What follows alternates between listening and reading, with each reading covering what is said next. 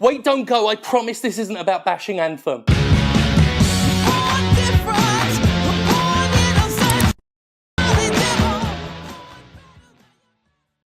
Hard work pays off. Harder work pays a doctor to look after you when you have a complete breakdown. I value hard work. It's how I got the PWE tag team titles, which we don't film in the green screen room because it reflects all the green and then the belt disappears. But here it is, the proof that I worked very hard to earn something because I worked very hard to earn my wrestling championship. Okay, and we'll have no questions asked about that. But you can work too hard.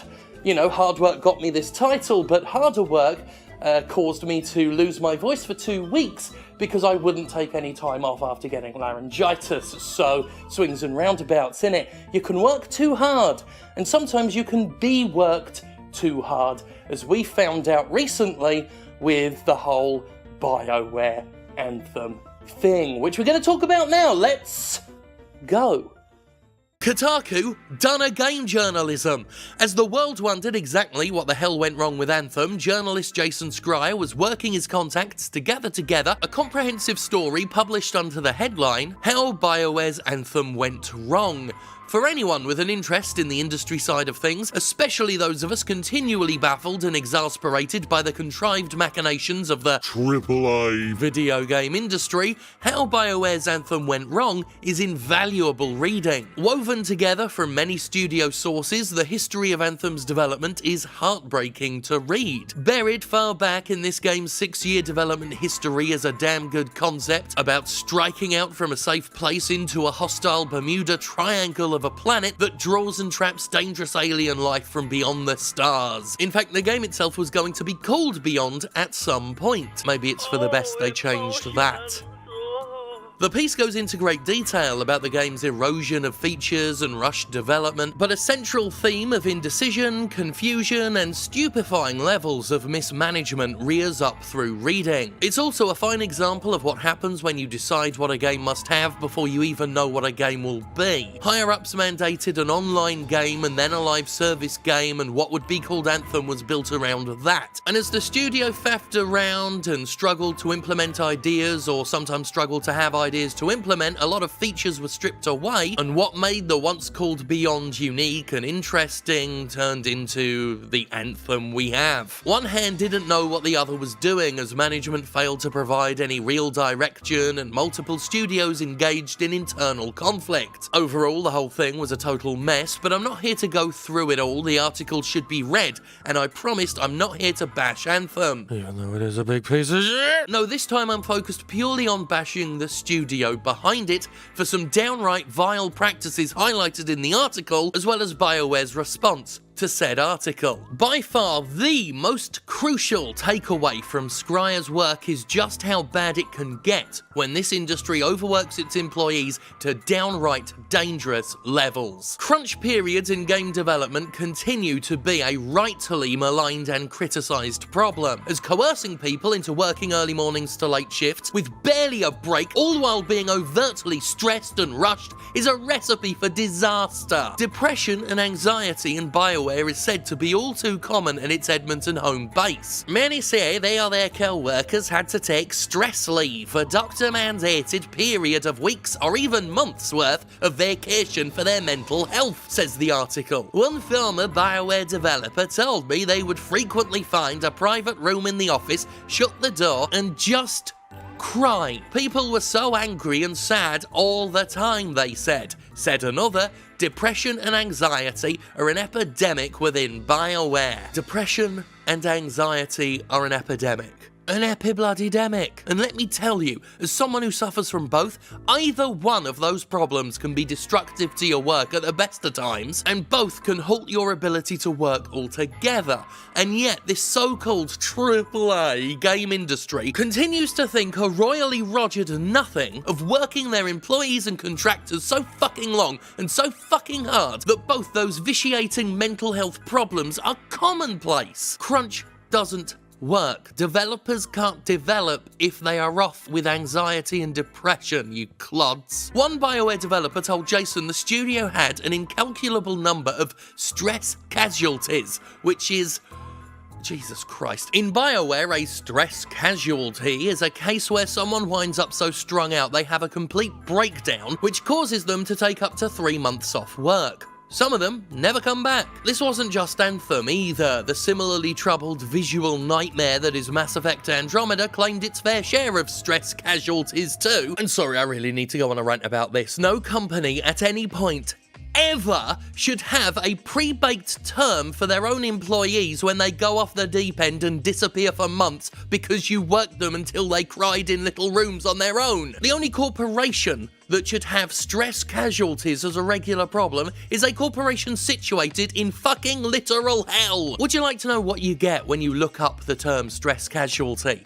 Military shit! Fucking army shit! You get a Wikipedia article on combat stress reaction. You get reports on stress casualties in Iraq. And if you look it up on the American Psychological Association dictionary, you get this definition. Stress casualty. A member of the armed forces who is unable to perform his or her duties because of exposure to operational stresses or risk factors. Such stress may result in somatic and behavioral symptoms. The primary cause is an imminent external threat to life, leading to inability to cope with the threat and a consequent overwhelming feeling of helplessness. Jesus fucking Christ, that is warped.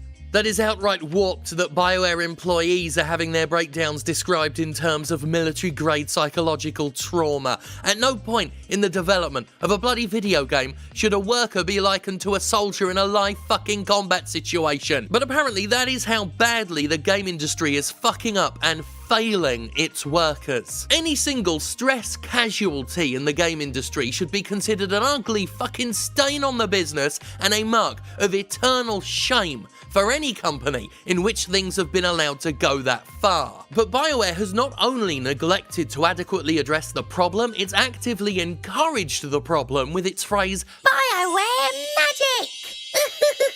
The company's bullshit philosophy that no matter how troubled a BioWare game's production is, it'll all come together in the final months. That is the so-called BioWare Magic in a nutshell. Have troubled, stressful, mismanaged development periods, but rush and cobble and stitch everything together at the last minute to produce some gold. It's not mismanagement, it's BioWare Magic!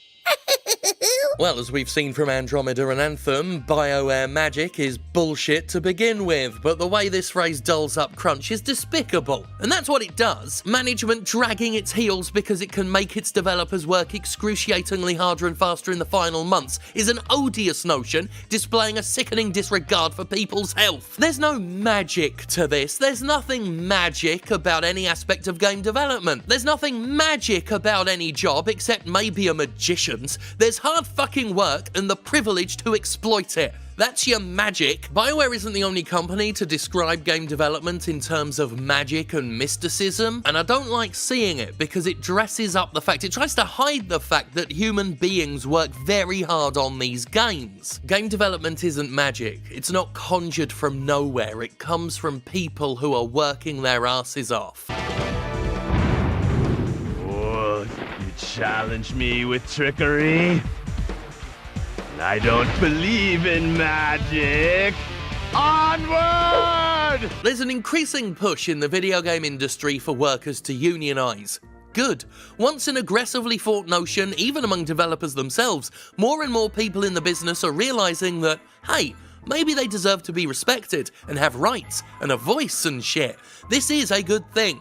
Unions aren't perfect and are not the only thing this industry needs, but they can provide an essential check for otherwise rampant capitalistic overreach. Corporations hate unions because without them, they get to enjoy treating their underlings as cattle, things to be worked to death and discarded at a whim. The AAA industry loves to expand, to hire a bunch of people as contractors rather than employees, and jettison anybody whenever they need to save some money and keep the shareholders rolling in millions. Not that contractors are the only victims victims of the chopping block when corporations are desperate to squeeze more blood from a money stone, which they almost always are. Some companies don't bother with adequate healthcare. Workers on the very bottom rungs are expected to work through sickness and personal crises or risk losing their jobs. And that's where the coercion comes in. A lot of companies love to say, well, we don't force anyone to work long hours, we don't put a gun to anyone's heads, it's all volunteering. But this excuse comes from people in positions of power. Management, those who hold sway over the futures of those below them on the corporate ladder. They have influence over people's jobs, they have influence over people's financial security, therefore over their lives. So if a manager asks someone to work obscenely long hours, they're doing so with the inherent leverage of that person's financial security. You don't need a gun to force someone to work for you at the expense of their own health. You've got their fucking future in your hands. So if you're in video game management and you've overseen, implemented, encouraged crunch, and you sleep easy at night based on the belief that you never forced anyone to do anything, well, I got some bad news for you, sunshine. There's a high likelihood you used your position of power to coerce and therefore force someone into working for you at the expense of their own health. Sweet dreams. For too long has all this industry behaviour been normal. Rockstar thought nothing of sharing the fact it had a senior team doing 100-hour work weeks on Red Dead Redemption 2. They seemed almost shocked by the backlash, because until recent years we were expected to applaud that kind of nonsense. We were being trained to see that kind of workload as inspirational, an ideal, a showcase of dedication to the craft. But it ain't any of those things.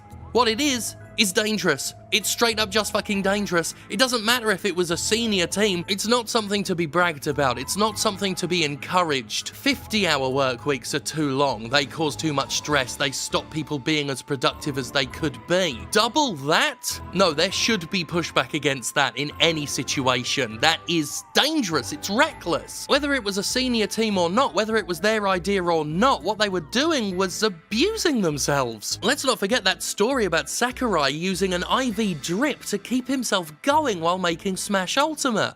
What are you doing? No, if you're suffering from stomach problems that you liken to food poisoning, you do not, as Sakurai said, just get an IV drip and go to work like normal. Take a day. Smash Ultimate isn't worth it. No video game is worth it. There's this culture of workaholism we have now where this sort of behavior is still applauded. I mean, Sakurai laughs about it. He imposed it on himself and he laughs about it like it's a funny thing that happened. But no, it was self-abuse. And I've got to admit hypocrisy here because I do the same thing and I've been trying to stop myself. I mean, I've never medically pumped fluids into myself to keep working, but being a workaholic means you, more often than not, are hurting yourself for very little in return. The longer you work without a break, the more tired you get, the less productive you get. There is an upper ceiling on how much productivity you can squeeze out of someone in any given week. And simply making them work longer does not break past that ceiling. It just makes people more tired,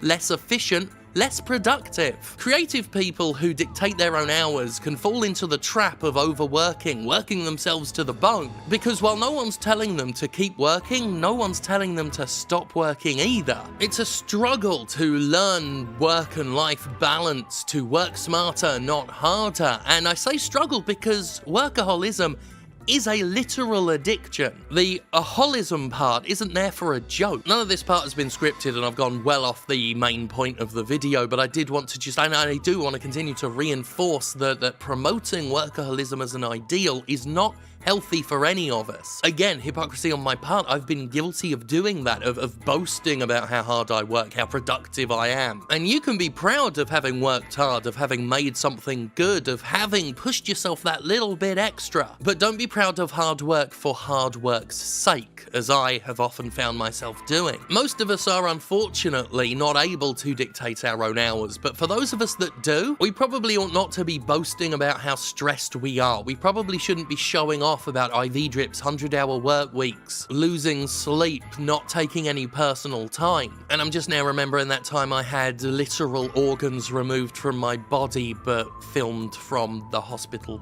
bed, so yeah, I'm really no better here at all. And that wasn't good what I did. And the fucked up part is, I still feel somewhat proud of having done it, but I shouldn't. It was stupid. Anyway, now I'm gonna start overanalyzing myself, and I need to stop because we gotta get back to the point of the video, which I think was, let me just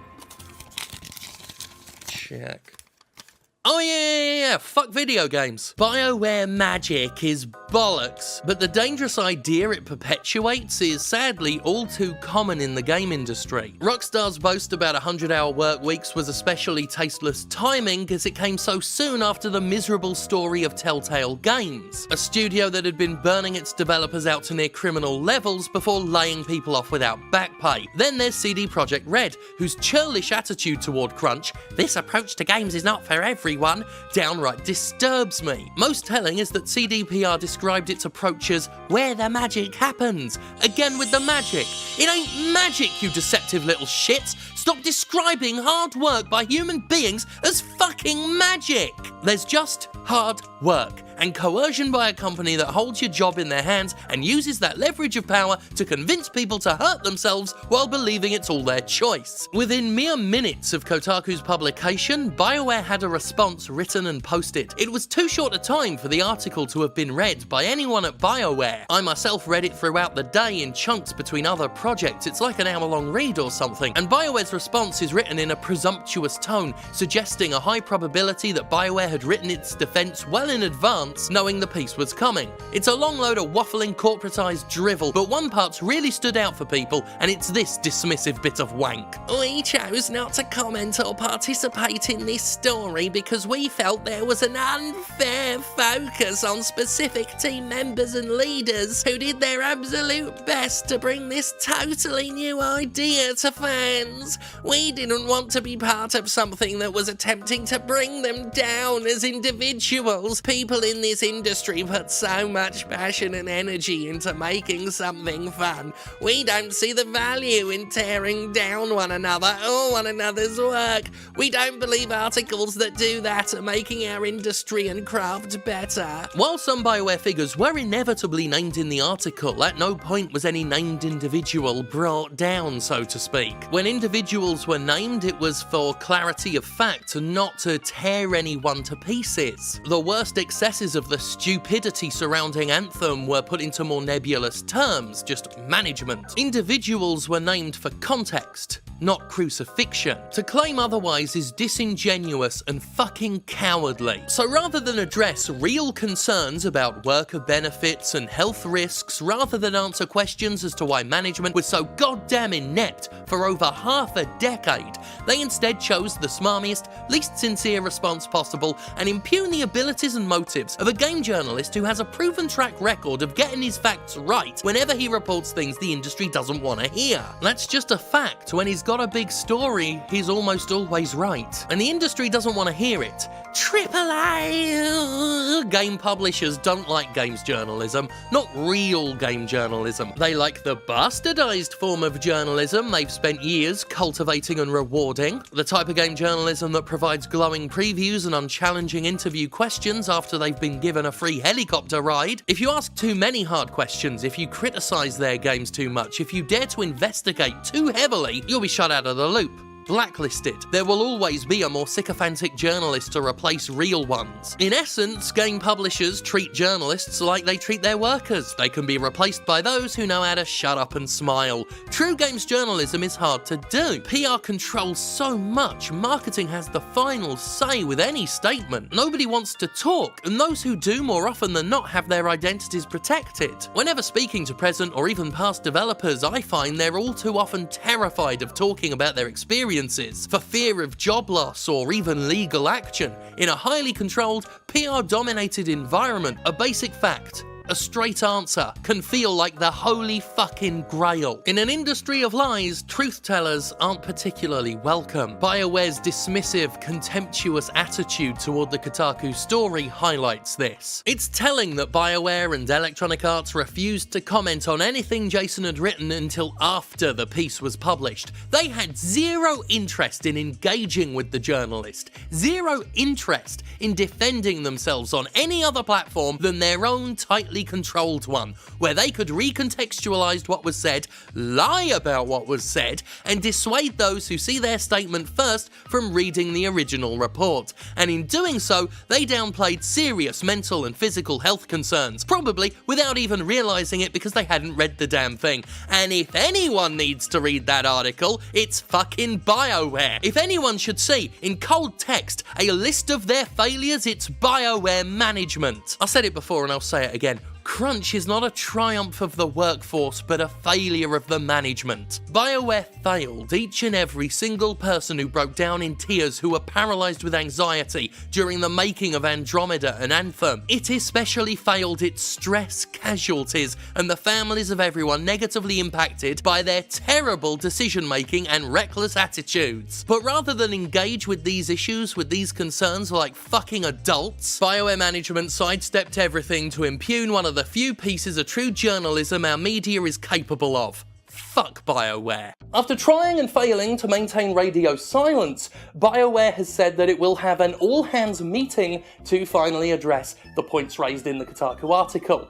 Now, from experience and from reports, an all-hands meeting in a corporate sense is normally just a way to throw platitudes at the workers, to listen and hear your concerns, all that kind of stuff, and not actually do anything. But even if it does lead to something, we need to remember that anything that occurs now is only happening because BioWare found out that the shit stank too much to sweep under the rug. They're only doing this because their first attempt, misdirection and dismissal, didn't work. Because the video game industry thinks that treating its workers like cattle, that using them like fuel and burning them out is okay, normal, the done thing, when they need to be taught that it is not normal, it is not okay, it should not be the done thing, and you shouldn't be able to just dismiss concerns out of hand as tearing somebody down. No, these are real problems, and sooner or later, the results of those problems will come knocking at the door of game publishers, whether that be unions or whether that be something more serious, because who knows how many people have been seriously hurt, injured by this kind of overwork. At some point a reckoning will have to come, and I will not cry a single fucking tear for the big budget mainstream video game industry as a result. Fuck 'em, fuck BioWare, fuck BioWare Magic, and thank God for me. There is no such thing as magic. It's hard fucking work.